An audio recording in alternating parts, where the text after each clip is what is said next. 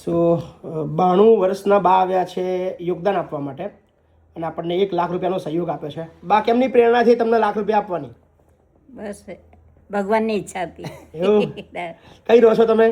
યુકેમાં. યુકેમાં? વેલિંગબરો. વેલિંગબરોમાં છો? યા. ઓકે. અહીંયા ક્યાં આગળ સુણાવ? સોનાવ.